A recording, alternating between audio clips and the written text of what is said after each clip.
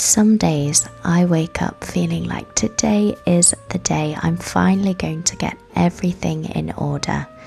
I make a mental list, clean the house, organise that one disaster drawer, maybe even get ahead on meal prep, but then reality hits. The children need something. The dishes just pile up again, and before I know it, it's already lunchtime. We got through homeschool and I haven't even tackled half of what I planned. If you've ever felt like you're constantly resetting but never actually catching up, this video is for you. Today I'm hitting the reset button on my home and trying to get back on track. But as you'll see, it's not going to go as planned.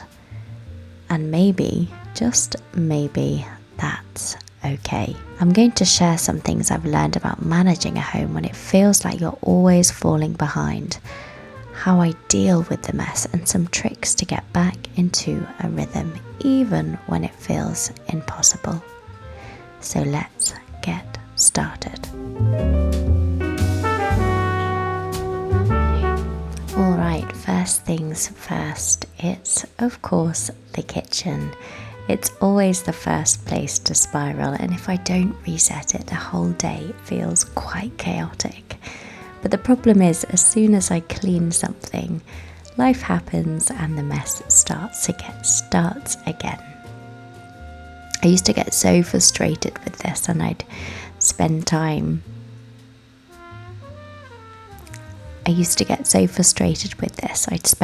making the kitchen spotless, only to have it undone in minutes. But now I try to see it differently, that the kitchen is the heart of the home. It's where we gather, it's where we prepare meals, and it's where we sit and stand around and chat with a cup of tea. And of course it's going to get messy, but that's not a reason to stop trying. One thing I try and remind myself of, especially right now as we wait for our kitchen remodel, is that it's easy to feel discouraged when things aren't quite how we want them to be. When I know there's a big change coming, like our new kitchen for example, I find myself tempted to just wait and to stop putting in the effort because I think, oh, what's the point? It's all going to change anyway. But the truth is, we have to care for what we have now. And it's easy to appreciate a space when it's brand new, but what about when it's a little outdated or a little worn, or there are things peeling off, like in our kitchen? But choosing to take care of what we've been given, even in the waiting, is a discipline in contentment. And honestly, keeping the kitchen clean just makes life so much easier. And I notice that when I don't stay on top of it, every meal just feels 10 times harder. And the counters are cluttered, I just can't find the things I need, and I end up stressed before I even started cooking. So here are a few things I do to keep on top of the kitchen without it feeling like a full-time job. I try and do something that I like to call the end of meal reset. Instead of leaving the kitchen messy after a meal, I take 5 minutes to try and reset everything before moving on. Trying to wipe down the counters or stack the dishes at least and put things back where they belong. It just makes the next meal so much smoother. I also try to never let the dishwasher sit full. I try to unload the dishwasher first thing in the morning so that throughout the day, dishes can go straight in instead of piling up in the sink. And if I forget, I notice the mess builds up so much faster. And if you don't have a dishwasher, keeping a sink of warm, soapy water while cooking can really make cleaning easy as you go. And I try and clean the counters as much as possible. The more clutter that I have on the counters, the harder it is to keep the kitchen clean, and I try to only keep what's necessary out and the things that we sort of use daily. Everything else I try and keep in the cupboards. I also try and do little things while waiting. I used to just stand around while waiting for the kettle to boil for my cup of tea or something to cook, but now I try and use those few minutes to wipe down the counters and load a dish or put something away, and it's so surprising how much you can actually get done in those tiny pockets of time. Of course, some days even the smallest tasks feel so overwhelming and I don't get to everything, and that's okay. I remind myself that the goal isn't to have a perfectly clean kitchen all the time. It's just to keep it functional and welcoming. And while the kitchen is important, there's something else I need to get back in order today. And honestly, it's been overdue for a while. So while the baby is napping, he's sleeping soundly. Hopefully I have a couple of hours to tackle the next thing.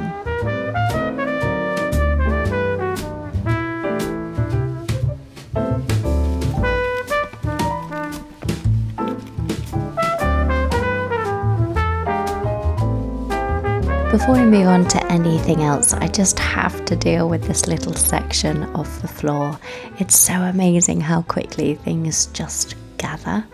This is the spot that's been staring at me every time I walk past, and I've just been ignoring it. The reason?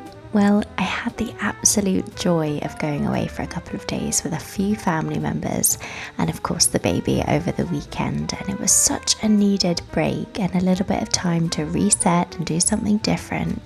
But of course coming back home means jumping straight in to motherhood and with my other children, and so as soon as I walked in the door, life just took over and there were meals to make and laundry, and somehow this pile just stayed here, and I knew I needed to sort it out, but every time I looked at it I thought I'll get to it later. Well, later is today. And honestly, this is such a good reminder of how quickly small messes add up. One bag dropped here and a few things set down there, and suddenly it's a full-on dumping ground. But the thing is, it only takes a few minutes to sort it out, and once I do, I know it'll make such a big difference to how the whole space feels. And this is one of the things that used to really bother me. I'd see mess like this and think, why can't I just keep up with it all? But the reality is, a lived-in home will always have little bits of clutter here and there, and it's not about keeping it perfect, but keeping it manageable. And I think that's been really important for us as a family. And I also think that's one of the biggest lessons I've learned about homemaking, that it's never done. There's no finish line where everything stays perfect. It's a constant rhythm and a daily practice, and some days I'll feel on top of it all, and other days I'll barely manage the basics, and that's okay. And do you know what? That tiny effort made a huge difference. Just tackling one small spot has shifted my whole mindset about the day to day, because at the end of the day, that's what matters most. Not perfection, not keeping up with an impossible standard, but showing up in the home and doing what I can and just letting go of the rest, and knowing that tomorrow is a fresh start.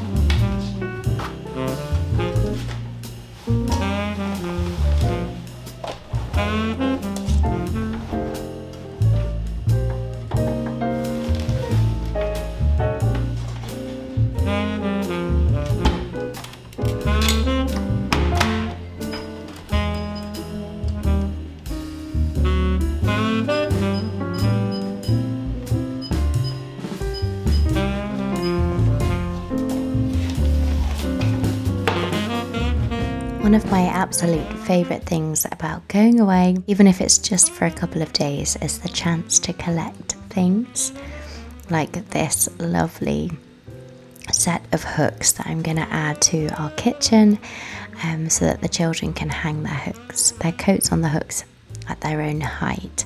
But I love finding little pieces that feel special and that bring a bit of beauty and function into the home. I also found this gorgeous little jug and a Scooby-Dooby thing that I now use for flour and rice, and it's just gorgeous. And I also found some lovely teaspoons, because obviously we make a lot of tea in our house. And having some pretty teaspoons makes that all the more special. But I love finding these little pieces that feel special and that bring a bit of beauty and function into the home. And I think there's something really, really lovely about building a home slowly, piece by piece, and finding things that you truly love rather than sort of just filling a space quickly. And I used to feel like I had to have everything done straight away, that every room needed to be styled and every space needed to be fully furnished. But over time, I've realised that some of the coziest, most inviting homes are the ones that have been curated slowly. And it's sort of about layering in things that hold meaning and that bring warmth, and I think most importantly that inspire. My husband and I have been talking about building a home that inspires us and having lots of books around and encourages those creative sides in us. And I love finding things that are both beautiful and useful, and there's always the balance I try to keep in mind when bringing something new into the home. And if it's something I'll actually use and it makes the space feel more inviting, it's an absolute win. And you don't have to spend a fortune to do this. Some of my favourite pieces have been found in the most unexpected places: charity shops or flea markets or Facebook Marketplace, secondhand listings. I always say if you are patient, you'll come across the right things at the right time. And a few tips if you want to curate your home on a budget is to look for second-hand things first, whether it's Marketplace and things like that, or even local swap groups. There are so many treasures to be found if you're willing to look. And have a list of what you're looking for and think long term, and don't be afraid to mix old and new.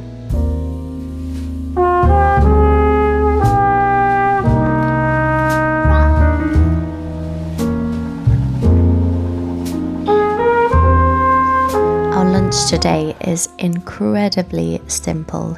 Some days I love putting together a proper home cooked meal, but on days where I just need to get to some other things, I try to keep things tasty but quick.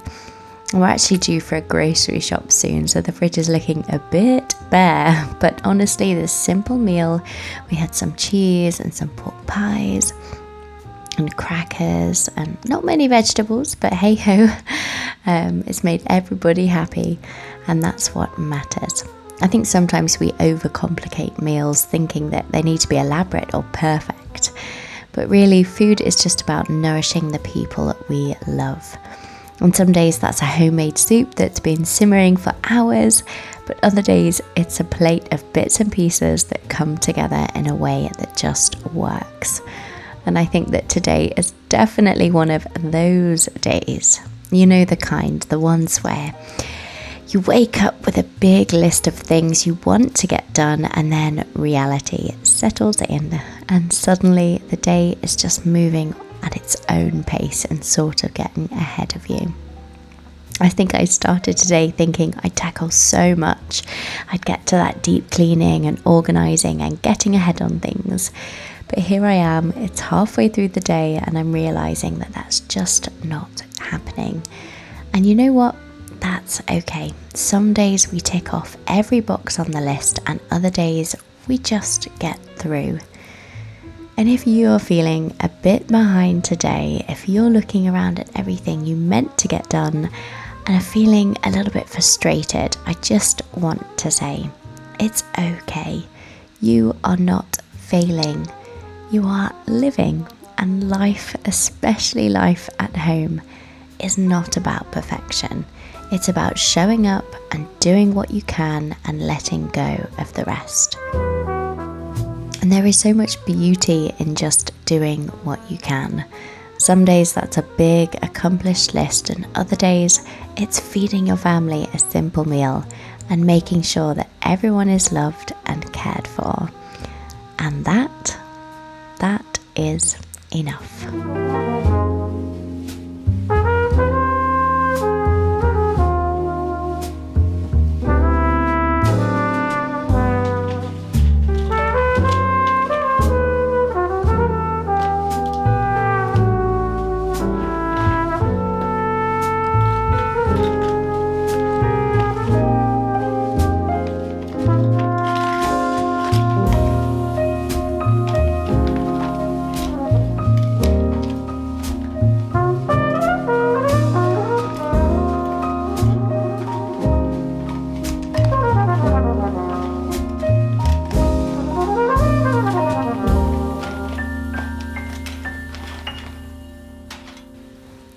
as I come to just tidy up the lounge here as the children are napping. It's one of the things that I try and do every single day. Not necessarily a big task to tackle and check off my to-do list, but something that does need to get done every day. I wanted to chat about creating a home that truly feels like your home. And I think that takes time, and that's something I've really come to appreciate over the years.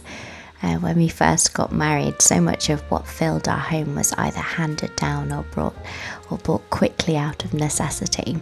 And while I was so grateful for those things, I think over time I realised that a home should be more than just the things that fill it, and it should reflect the people who actually live there. And it's so easy to feel like we need to rush this process, to have a picture perfect space right now. But the reality is, a home that feels personal and lived in and loved is one that builds up slowly. And for me, that's looked like choosing things with intention.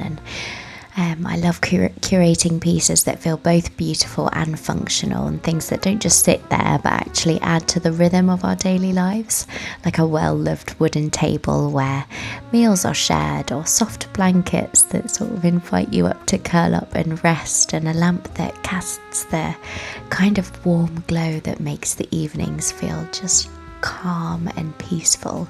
And I think that's the key. Our homes should serve us. They should work for our families and not just look nice in photos. What works for one person might not work for another, and that's okay. It's all about finding what fits your life. This evening for dinner, I'm making my most favourite meal. Like I said, we are low on groceries today, so we are scraping the barrel a little bit, but we are managing to scrape the barrel with my most favourite meal. It's so simple and might not be liked by everyone, but it's simple tuna pasta with sweet corn. And I just love it, and it goes down really, really well. Again, not too many vegetables today. We're scraping the barrel, but this is one of our favourites. Well, it's one of my favourites, so I like to slip it into the meal pan every now and again. But anyway, I digress. One thing when it comes to decorating the home that I found really helpful is working in small sections. Instead of feeling like I need to overhaul an entire room at once, I try and focus on those little areas. Maybe it's just a shelf or a cozy reading corner or a kitchen cupboard that needs rearranging to make life easier. But making those small, thoughtful changes over time makes the process feel manageable. And it also helps me figure out what truly works for us. Another thing that I've learned and that I've sort of leaned into is the idea that beauty and practicality can go hand in hand. And when you're in a season of raising little ones, I think it's tempting to think that you have to choose between a lovely home or a functional one.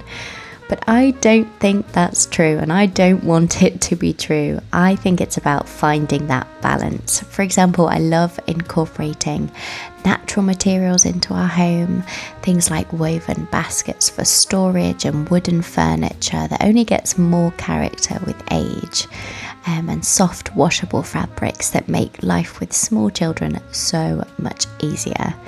And when it comes to curating a home on a budget, I found that patience is absolutely key.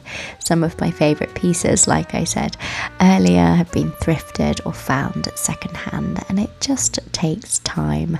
So if you're feeling like your home doesn't quite reflect you yet, just remember it's a process and it doesn't need to be perfect overnight. Little by little and choice by choice, it will come together.